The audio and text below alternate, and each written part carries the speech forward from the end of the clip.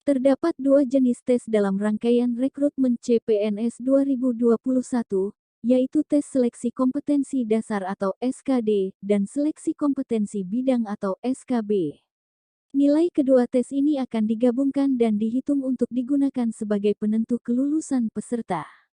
Pengolahan dan perhitungan nilai SKD maupun SKB diatur dalam Pasal 48 Peraturan Menteri Pan-RB Nomor 27 Tahun 2021.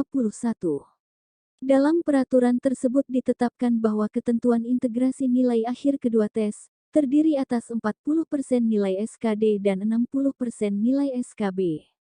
Nilai SKD diperoleh dari 3 jenis tes berbasis Computer Assisted Test atau CAT, yang diselenggarakan oleh Badan Kepegawaian Negara atau BKN. Ketiga jenis tes tersebut yaitu: pertama, tes wawasan kebangsaan atau TWK dengan nilai maksimal 150 poin. Kedua, tes inteligensia umum atau TIU dengan nilai maksimal 175 poin. Ketiga, tes karakteristik pribadi atau TKP dengan nilai maksimal 225 poin. Dari ketiga nilai tersebut, maka ditentukan nilai maksimal SKD tahun ini adalah 550 poin. Dan hasil ketiga tes peserta kemudian akan dijumlahkan hingga memperoleh nilai kumulatif SKD. Nilai kumulatif SKD inilah yang kemudian akan digunakan sebagai nilai akhir peserta tes. Sementara nilai SKB diperoleh dari dua jenis tes, yaitu SKB CAT dan SKB non-CAT. Pelaksanaan SKB CAT maupun non-CAT disesuaikan oleh masing-masing kebijakan instansi.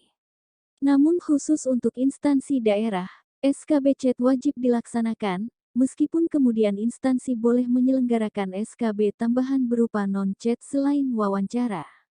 Meskipun pelaksanaan SKB menjadi kebijakan masing-masing instansi, namun penetapan bobot nilainya telah diatur dalam Peraturan Menteri Pan-RB Nomor 27 Tahun 2021, sebagai berikut. 1. Ketentuan bobot nilai SKB untuk instansi pusat. SKB dengan sistem CAT merupakan nilai utama dengan bobot paling rendah 50% dari nilai SKB secara keseluruhan. Tes wawancara pada SKB selain dengan sistem CAT diberikan bobot paling tinggi 30% dari nilai SKB secara keseluruhan. Tes berupa uji penambahan nilai dari sertifikat kompetensi diberikan bobot paling tinggi 20% dari nilai SKB secara keseluruhan. 2. Ketentuan bobot nilai SKB untuk instansi daerah. SKB dengan sistem CAT merupakan nilai utama dengan bobot paling rendah 60% dari nilai SKB secara keseluruhan. Sedangkan SKB tambahan diberikan bobot paling tinggi 40% dari nilai SKB secara keseluruhan.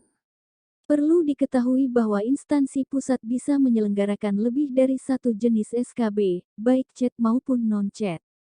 Sehingga, penilaian maksimal akan ditetapkan sesuai dengan kebijakan masing-masing instansi. Cara menghitung nilai akhir SKD dan SKB CPNS 2021. Sesuai dengan ketentuan awal, nilai akhir akan terdiri atas 40% nilai SKD dan 60% nilai SKB. Maka perhitungannya kurang lebih akan seperti berikut. Nilai kumulatif SKD atau nilai maksimal SKD dikali 40% sama dengan 40% nilai SKD. Nilai kumulatif SKB atau nilai maksimal SKB dikali 60% sama dengan 60% nilai SKB. Nilai akhir sama dengan 40% nilai SKD 60% nilai SKB dikali skala nilai 100. Sejauh ini pemerintah baru mengumumkan nilai maksimal untuk SKD, yaitu 550 poin. Sementara nilai maksimal SKB masih menunggu kebijakan Panitia Seleksi Nasional. Namun, berdasarkan Pasal 48 Peraturan Menteri Pan-RB Nomor 27 Tahun 2021, pengolahan hasil SKB tambahan yang dilakukan oleh instansi pusat menjadi tanggung jawab Panitia Seleksi Instansi. Artinya, nilai maksimal dan teknik pengolahan nilai SKB dapat berbeda-beda sesuai dengan kebijakan masing-masing instansi. Bagaimana jika nilai SKD dan SKB peserta sama? Apabila setelah perhitungan integrasi nilai SKD dan SKB ditemukan terdapat kesamaan nilai antar peserta, maka status kelulusan akan ditentukan berdasarkan urutan berikut. Pertama, peserta dengan nilai kumulatif SKD tertinggi yang akan lolos. Kedua, jika nilai kumulatif SKD sama, maka peserta yang urutan nilai TKP, TIU, dan TWK tertinggi yang akan lolos. Ketiga, jika nilai kumulatif SKD dan urutan nilai TKP, TIU, dan TWK sama, maka peserta dengan IPK atau nilai ijazah tertinggi yang akan lolos. Keempat, jika nilai kumulatif SKD, urutan nilai TKP, TIU, dan TWK sama, dan nilai IPK maupun ijazah sama, maka peserta dengan usia tertua yang akan lolos. Demikian informasi tentang cara menentukan kelulusan peserta seleksi CPNS 2021.